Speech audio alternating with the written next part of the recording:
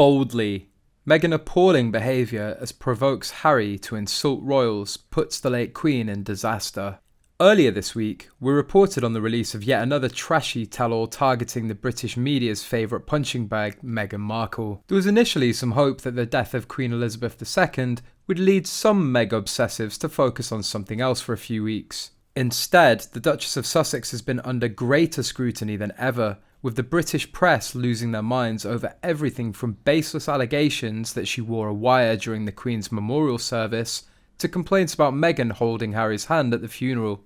The hateful nonsense has continued this week, with the first published excerpts from an upcoming screed from author Valentine Lowe entitled Courtiers, the Hidden Power Behind the Crown. Yesterday we told you about Lowe's claim that palace staff often brutally insulted Meghan behind her back during the short time that she lived in the UK.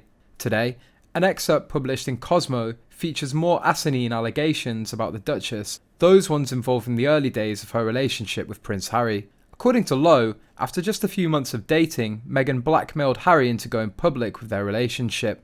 Meghan Markle and Prince Harry tried to instigate Megxit in an email to King Charles III, but the reply they received went down incredibly badly. Harry appeared to be under the impression that they could just sort it out by email before he and Meghan got back to London on January the 6th. But the reply they received would require a proper family conversation. Regardless, from the point of view of the Duke and Duchess of Sussex, this went down incredibly badly and fed into the narrative that they were not being taken seriously by the palace machinery or by the rest of the family. Mr Lowe claimed Harry tried to accelerate the situation by arranging to meet with his grandmother, the Queen, before he left for Canada, but that the message conveyed to him was that the monarch had been confused about her diary and was no longer available. The royal correspondent wrote, Harry was incensed because it was not true. The courtiers had got in the way, it seemed, because they saw the meeting with the Queen as an attempt to pick the Queen off before Harry started talks with the rest of the family.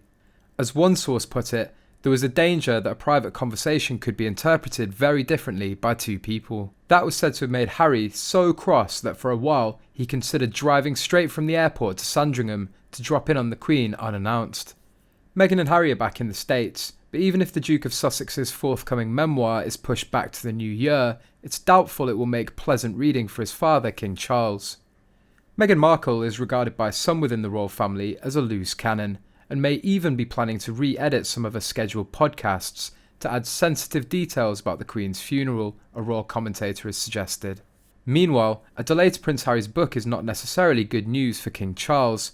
Jonathan Sacerdoti pointed out because it might indicate a move by Prince Harry to do something similar. Journalist Mr Sacerdoti suggested the rift was far from healed. He told, I think the royal family does try to control what individual members of the family do in terms of publicity. I don't think that's news to anyone. And I think they did presumably try to control what Harry and Meghan did when they were within the family. But I think now that they've left as working royals and have left the country, they obviously have much less control over them. And so to the royal family, at least Meghan may be a loose cannon because she's somebody that will respect the rules and requests and preferences of the royal family, only as far as she feels she should.